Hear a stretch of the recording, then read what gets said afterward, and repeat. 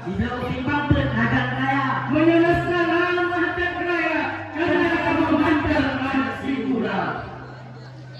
pergi ke warung beli sarapan. Jangan lupa pakai sepatu. Kami dari Daya Sapina Pengajar mengucapkan wassalamualaikum warahmatullahi wabarakatuh. Waalaikumsalam warahmatullahi wabarakatuh.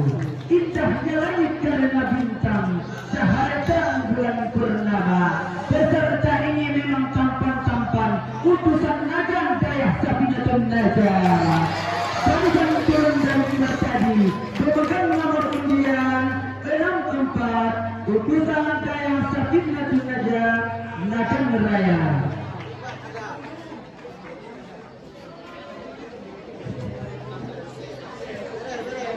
Peserta selanjutnya, marilah kita panggil pemegang nomor undian 69. Kepada pemegang nomor undian 69 disilahkan.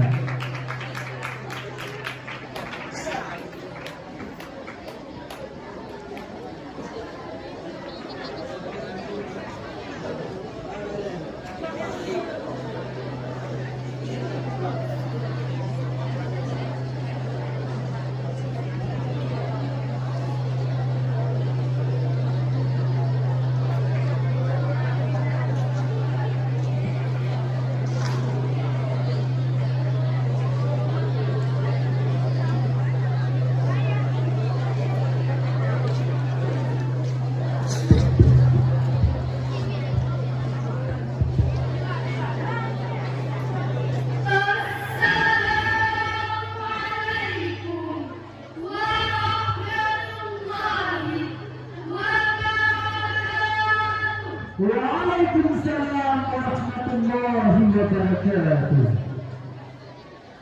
Alhamdulillahi Rabbil Alamin. Assalatu wassalamu ala ashrafil anbiya'i wal mursalin wa ala alihi wa sahbihi ajma'in.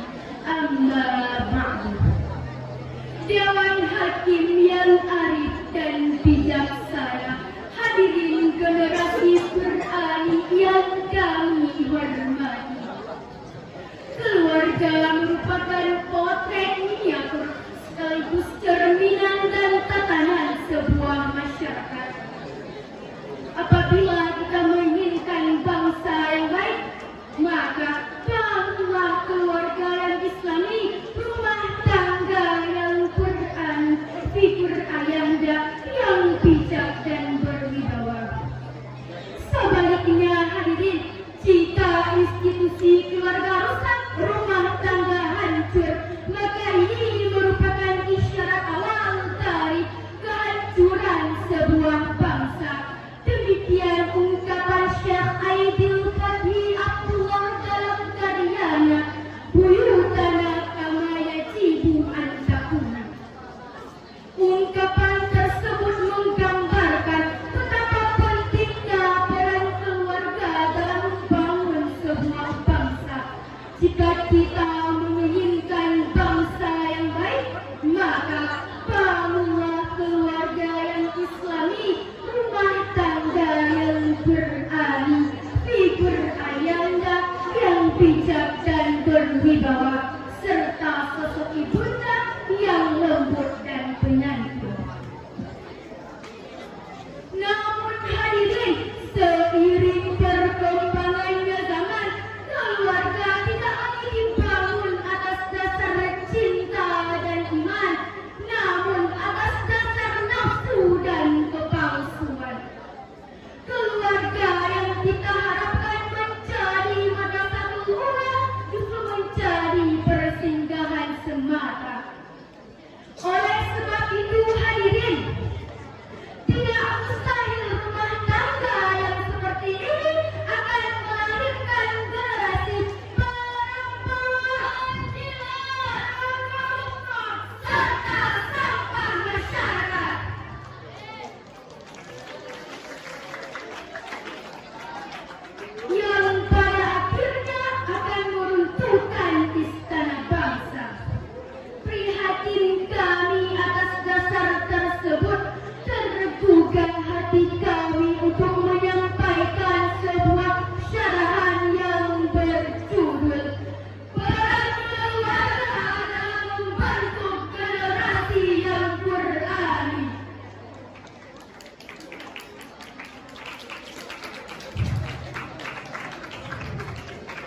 dengan rujukan surah An-Nisa ayat 9 yang akan dibacakan oleh wanita kami.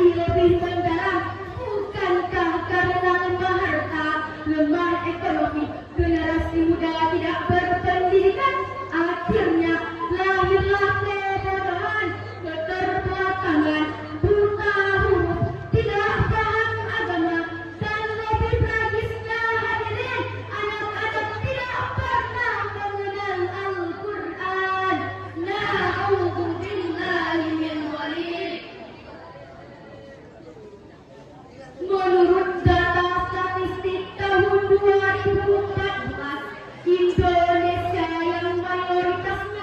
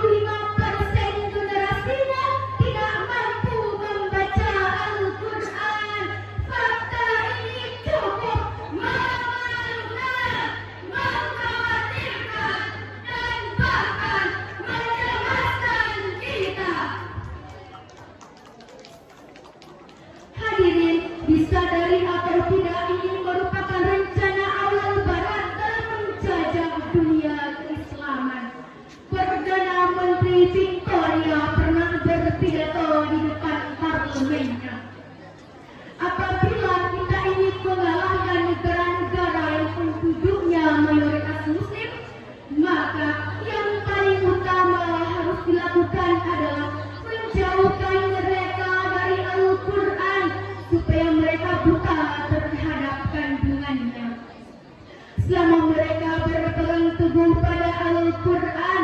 Selama itu pula kita tidak akan sanggup mengalahkan mereka. Oleh sebab itu hadirin, keluarga merupakan madrasah pertama bagi umat Islam yang berkewajiban untuk mendidik, mengarahkan dan mengajarkan anak-anaknya Al-Quran. Sebagaimana yang dikatakan dalam ungkapan Arab, Al-Baitul Madrasatul Ula, rumah merupakan sekolah utama. Apabila kita persiapkan dengan baik, maka akan melahirkan generasi remaja yang kuat. Lantas, bagaimana menciptakan generasi yang berani? Sebagaimana yang dijelaskan dalam surah At-Tahrim ayat 6 yang akan dibacakan oleh Qori'ah kami.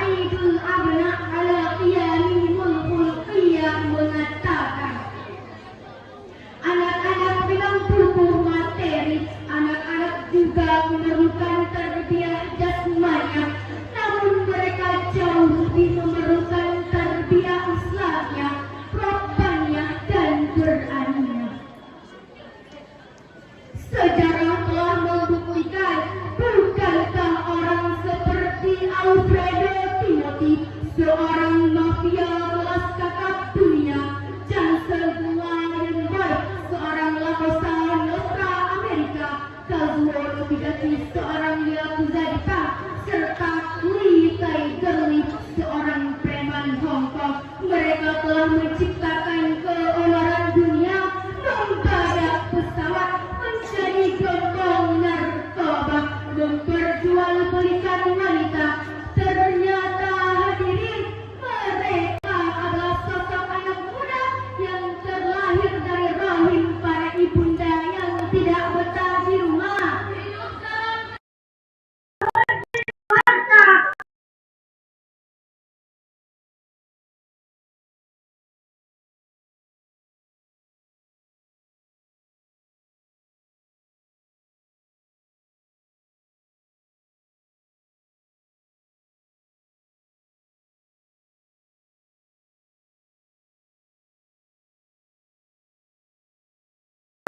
Tokoh ulama besar dalam peradaban Islam.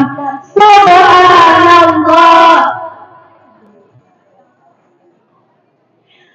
Tidak salah jika salah satu hadis Rasul berujar, an Abi Hurairah radhiyallahu anhu anna Rasulullah sallallahu alaihi wasallam qala kullu mauludin yuladu fa'abawahu yuhawidani aw yumajjisani aw yunasirani. Setiap anak yang dilahirkan dalam keadaan fitrah, orang tuanya lah yang menjadikan ia Yahudi, Nasrani maupun Majusi. Hadirin yang kami muliakan, akhir dari syarahan tadi dapat disimpulkan, keluarga merupakan benteng bagi umat Islam. Jika kita mendambakan masyarakat yang taat, umat yang hebat, bangsa yang kuat, maka mari menciptakan keluarga yang sakinah, yang menjadikan Al-Quran sebagai pedoman, manhaj, dan jalan hidup. Demikian syarahan yang dapat kami sampaikan. Mohon maaf atas segala kekurangan dan terima kasih atas segala perhatian. Akhir dari syarahan ini kami persembahkan sebuah pantun. Makan keripik di pinggir sawah, keripiknya jangan sampai jatuh. Wabillahi taufiq wal hidayah. Wassalamualaikum warahmatullahi wabarakatuh. Waalaikumsalam warahmatullahi wabarakatuh. Terima kasih kita ucapkan kepada pemegang nomor undian 69. Pemegang nomor undian 69 berasal dari Dayang Safinatun Raja Nagan Raya. Kalaulah kita pergi ke atas selatan, singgah sebentar di pesantren Paus yang tadi tampil peserta Nagan, sekarang ditantang oleh peserta Melabu. Marilah kita panggil pemegang nomor undian 72 kepada pemegang nomor undian 72 disilahkan. Mana kejatannya? Salam dulu. Takbir! Takbir!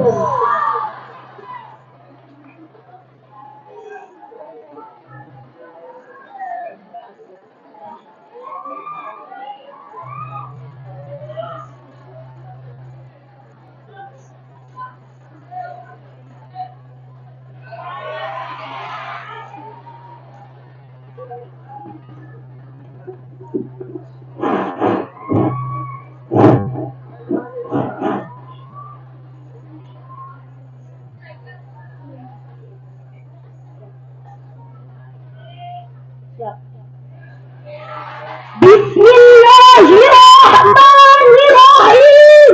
Assalamualaikum warahmatullahi wabarakatuh. Waalaikumsalam warahmatullahi wabarakatuh.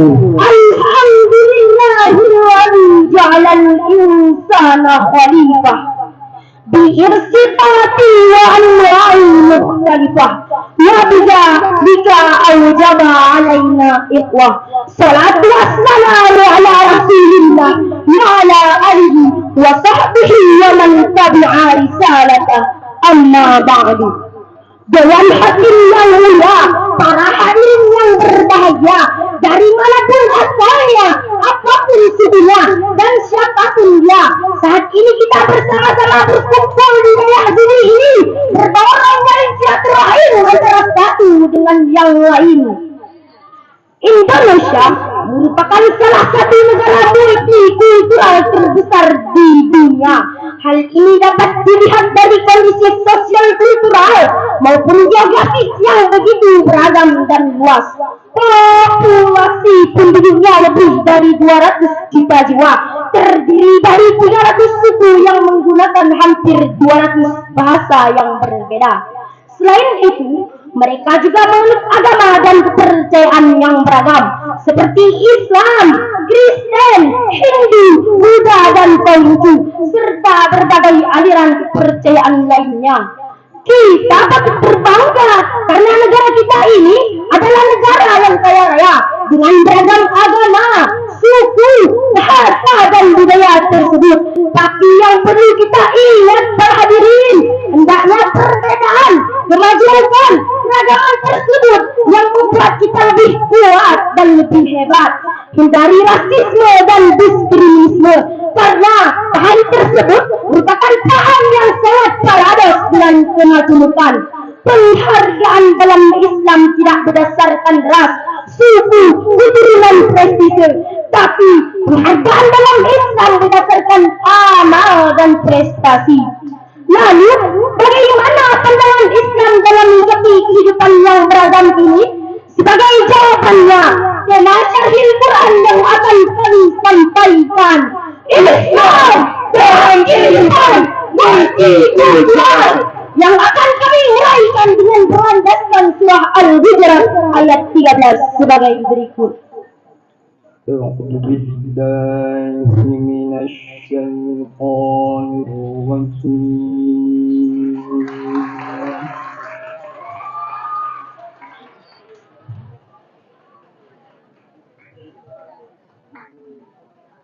بسم الله الرحمن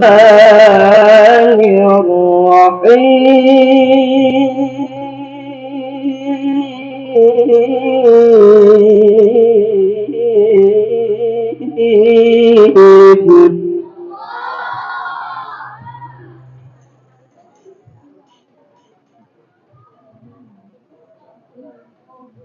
يا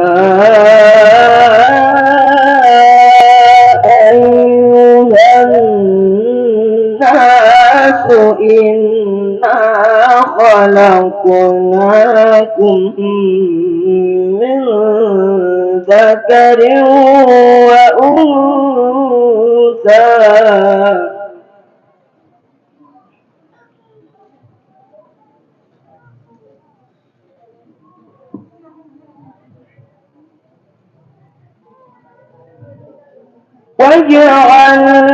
وجعلناكم شعوبا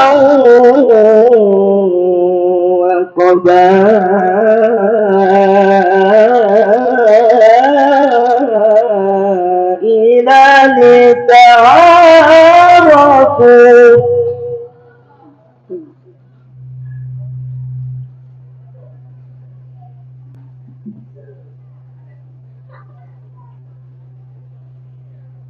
إن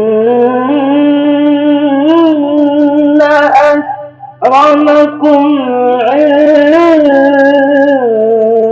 الله أتقاكم إن الله عليم خبير.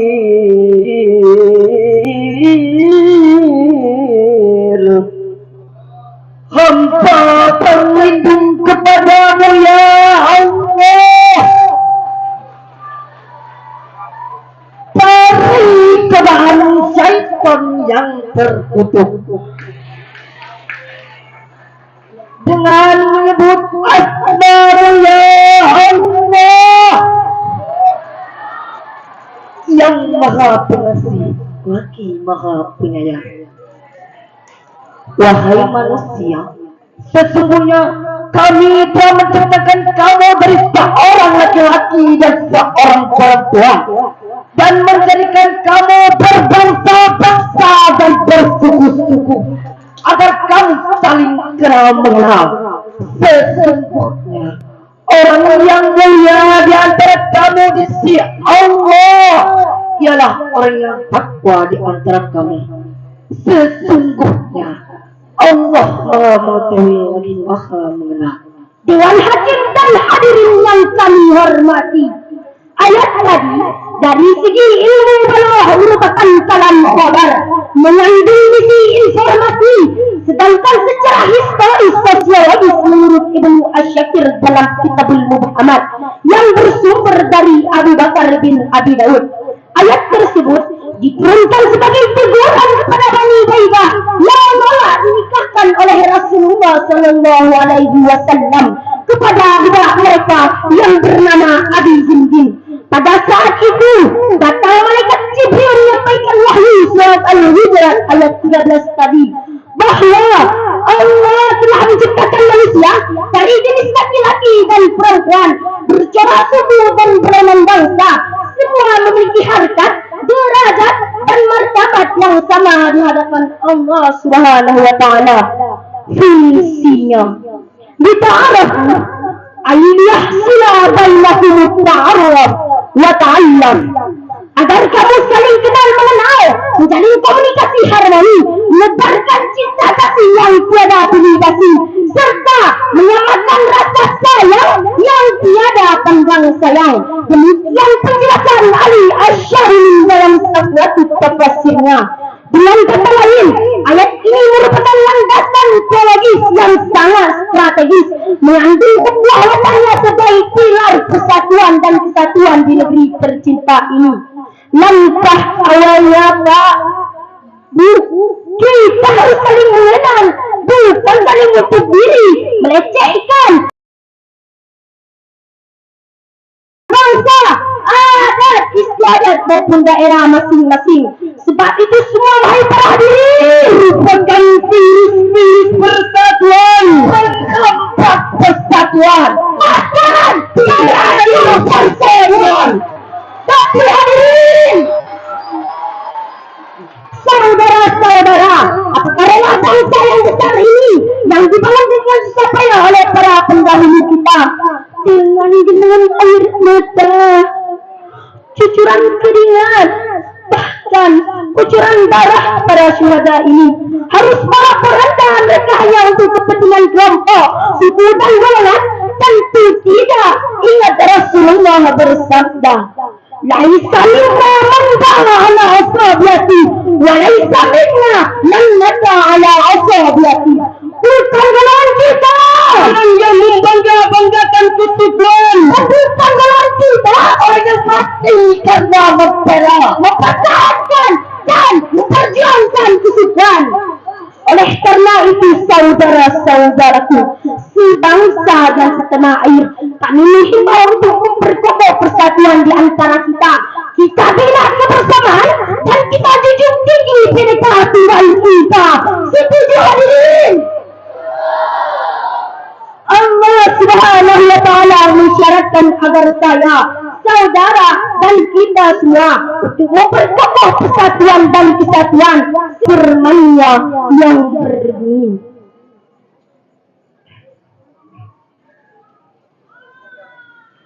wa'tasimu bihablillahi jami'an wa la tafarraqu واذكروا نعمة الله عليكم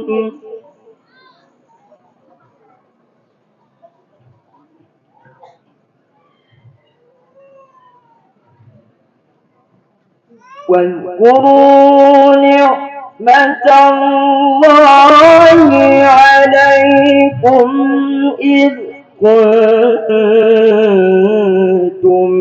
أعداء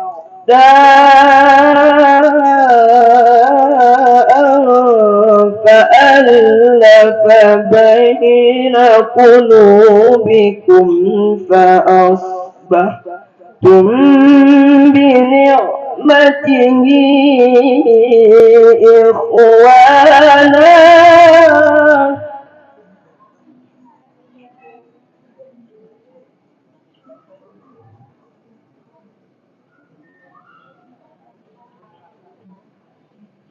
وكنتم على شفا حفرة من النار فأنقذكم منها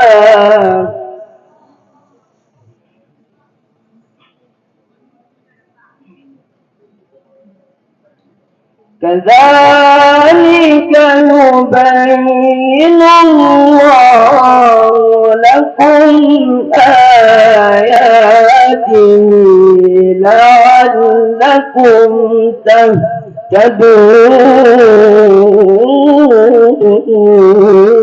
تهتدون صدق الله العظيم.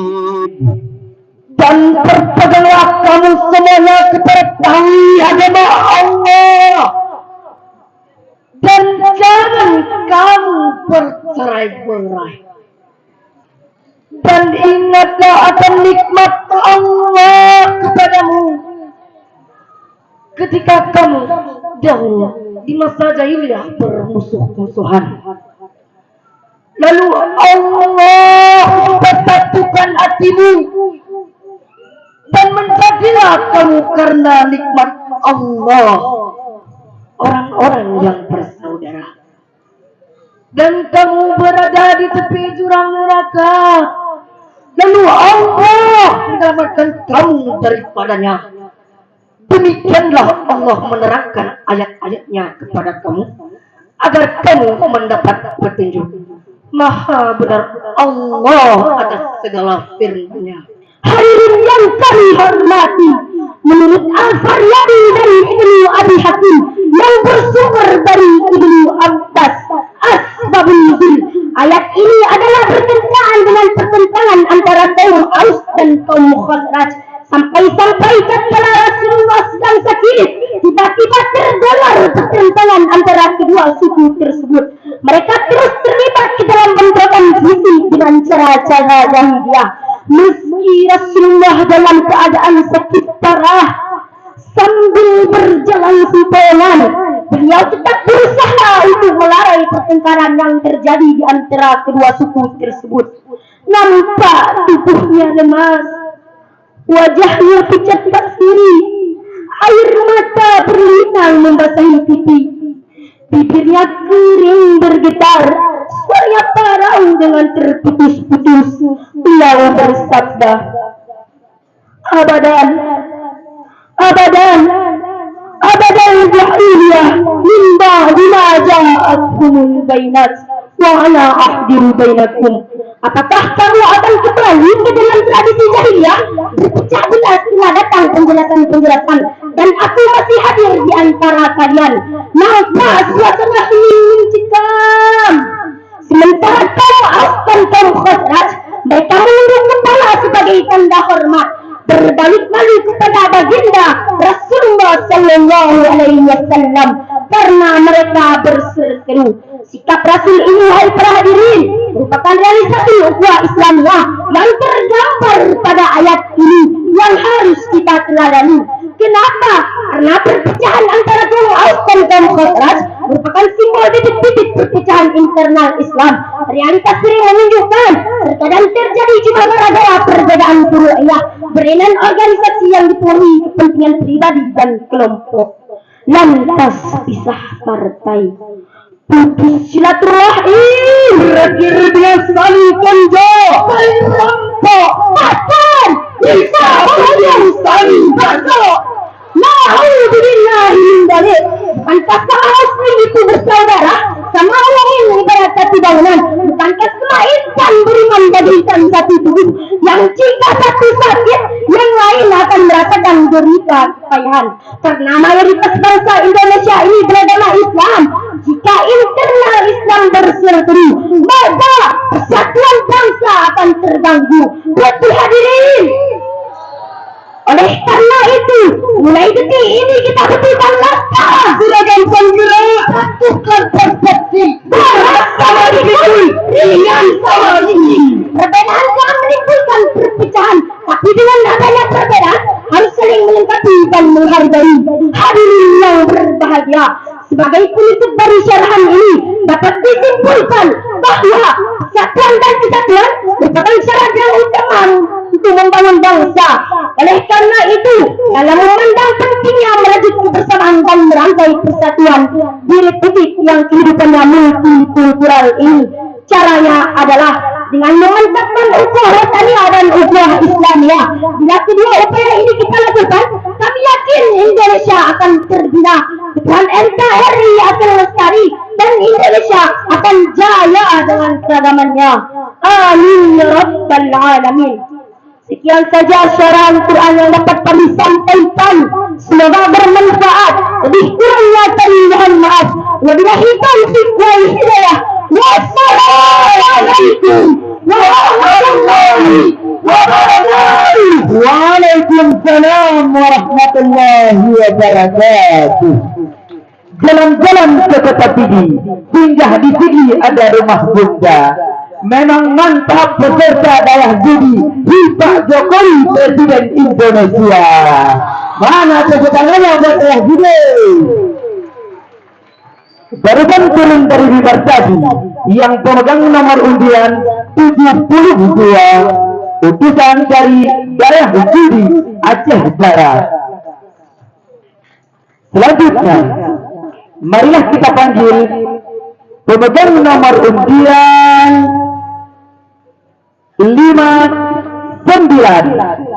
Kepada pemegang nomor undian 59 disilahkan.